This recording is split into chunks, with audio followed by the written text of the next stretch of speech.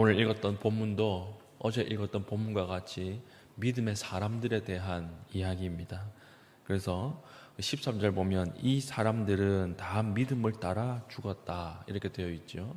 이 사람들은 우리가 어제 살폈던 앞에 믿음으로 살았던 사람들의 명단이고, 그리고 압축하면 누굴까요? 아브라함과 이삭과 야곱이라 것입니다.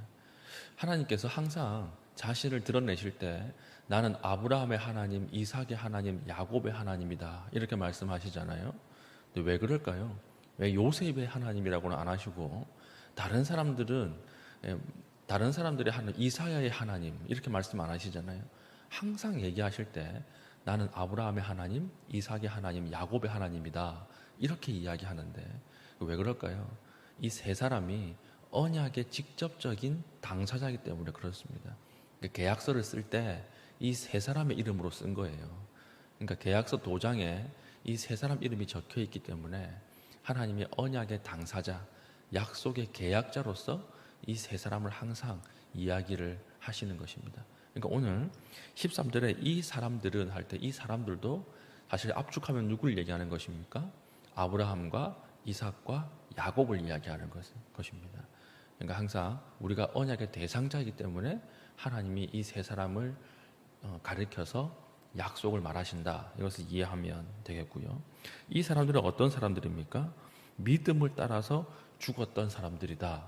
살 때도 믿음으로 살았는데 죽을 때도 믿음으로 죽었고, 근데 여기서 히브리서에서 말하는 믿음을 따라 죽었다라고 하는 말은 무슨 말일까요? 이 말은 약속이 죽음을 넘어갔다는 거예요.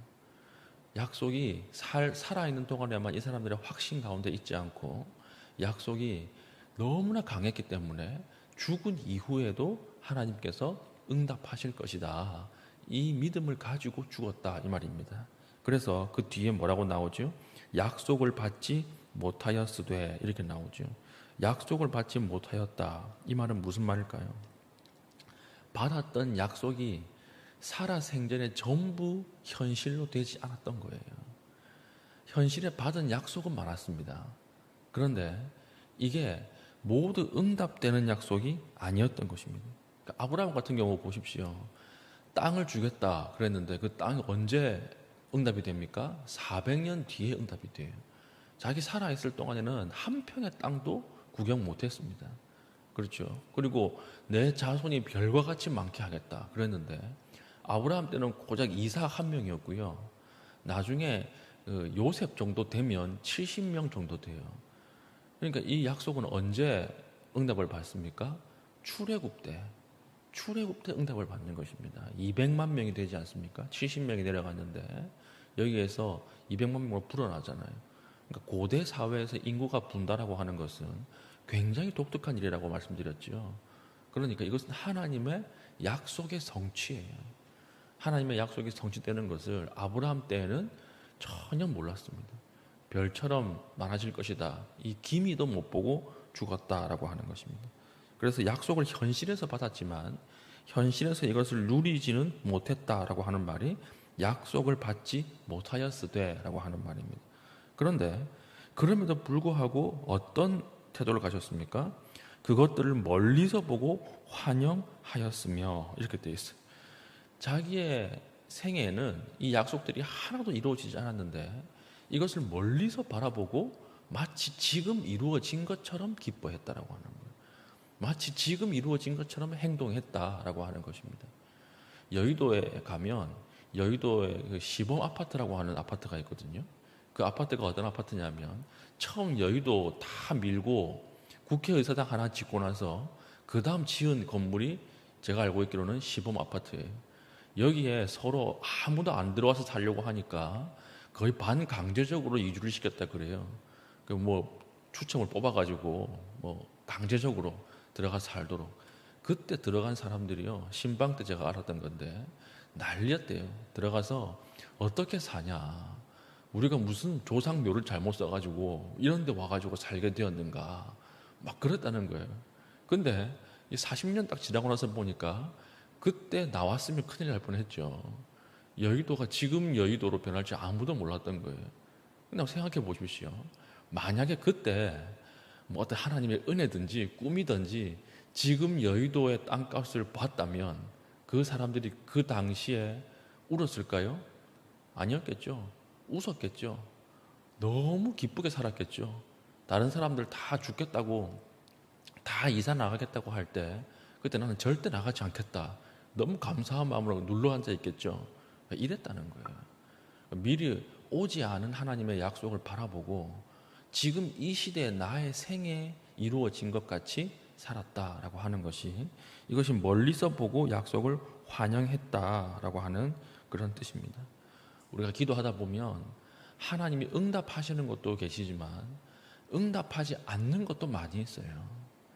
하나님이 약속을 받았는데도 불구하고, 말씀을 주셨는데도 불구하고 우리의 삶 가운데 응답하실 때도 있고, 어떤 약속은 죽을 때까지 응답 안 하시는 약속도 있습니다. 그러니까 우리 지난주에 장례 했잖아요. 그러니까 마지막에 그 성도님께서 평생토록 기도 제목이었는데 돌아가시기 하루 전에 세례받고 돌아가시잖아요. 그러니까 하나님께서 어떤 약속은 이루어 주시기도 하고 어떤 약속은 평생 안 이루어 주시기도 해요. 그리고 어떤 약속은 뭐예요? 또 죽기 하루 전에 응답하시는 약속도 있다라고 하는 거예요. 조지 뮬러라고 하는 사람이 대표적이었죠. 이 사람은 일평생 동안 2만 번 응답받은 사람이라 그래요. 근데 이 사람 평생 응답받지 못한 약속이 있습니다. 그게 뭐냐면 자기가 운영하는 고아원 옆집 사람이 예수 믿게 해달라는 그 기도는 하나님 평생 응답 안 하셨어요. 왜냐하면 자기 옆집에 고아원이 들어와 있으니까 땅값 떨어지지요. 그 다음에 범죄도 생기지요. 그러니까 너무 핍박했던 것 같아요. 이 고아원 조지 뮬러를 너무 핍박하니까 제발 저 사람이 예수 믿어서 핍박하지 않게 해주십시오 그랬는데, 그 사람 조지 뮬러 죽을 때까지 안 믿었어요. 근데 언제 믿었느냐? 죽고 나서 10년 뒤에 믿었습니다. 지나고 나서 보니까 이 조지 뮬러라고 하는 사람이 얼마나 고상한 사람이고 얼마나 대단한 사람이었는가, 거기에 감복을 받아가지고 이러면 나도 믿어야 되겠다 하고 믿은 거예요. 그러니까 어떤 약속은 죽을 때까지 응답되지 않는다라고 하는 것입니다. 그런데 이 응답되지 않을 때 어떻게 할 것인가? 믿음의 사람들은 믿음의 시선을 길게 두는 거예요. 믿음의 전망이 길어야 됩니다. 믿음의 전망이 짧으면 우리 시험 들어요. 약속을 하셨고 응답을 주셨는데 현실에서 안 이루어지는 거예요. 그럼 믿음의 시선이 짧은 사람은 금방 시험에 듭니다. 금방 떠나가요, 하나님을. 그러나 믿음의 시선이 길고 믿음의 전망이 긴 사람들은 이 하나님의 약속에 대한 확신이 나의 죽음을 넘어가는 거예요.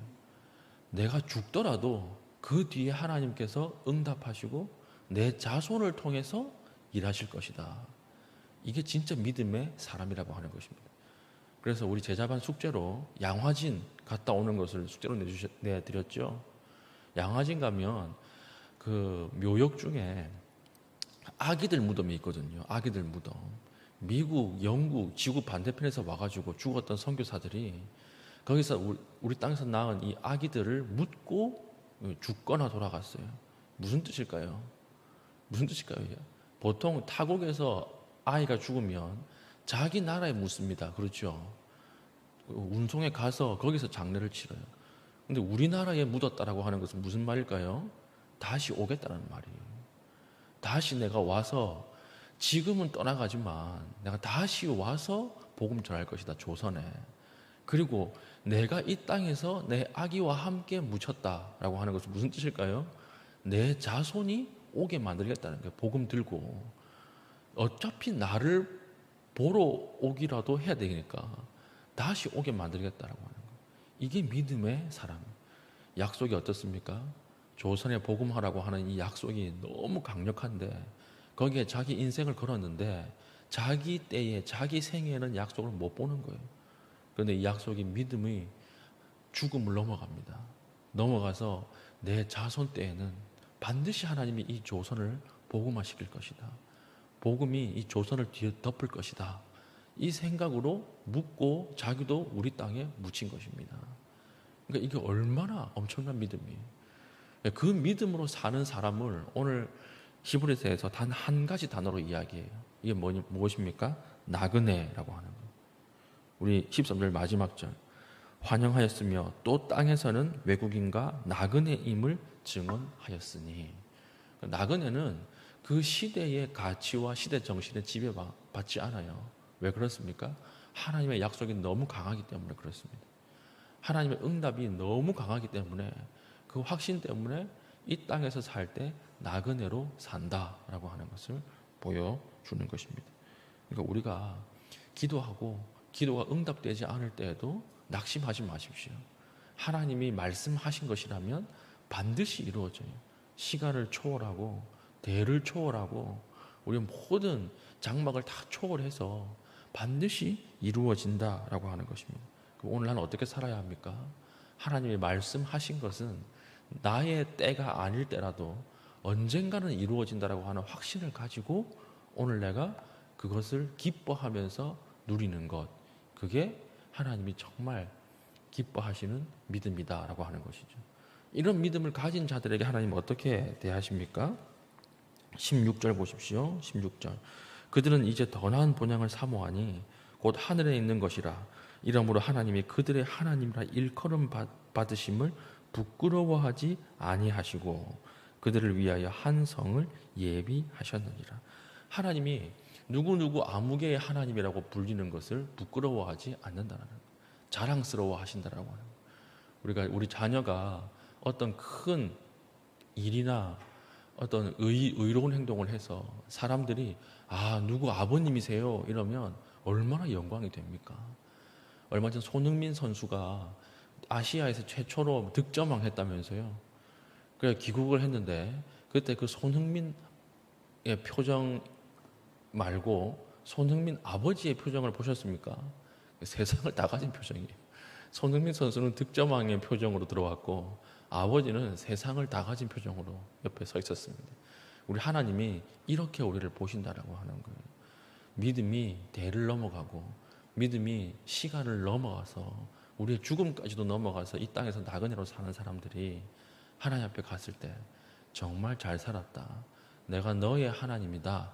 이 상을 주시고 뛸 듯이 기뻐하신다라고 하는 것입니다. 그래서 히브리서에서 얘기하는 것이 무엇입니까? 믿음이 없이는 하나님을 기쁘게 하지 못한다.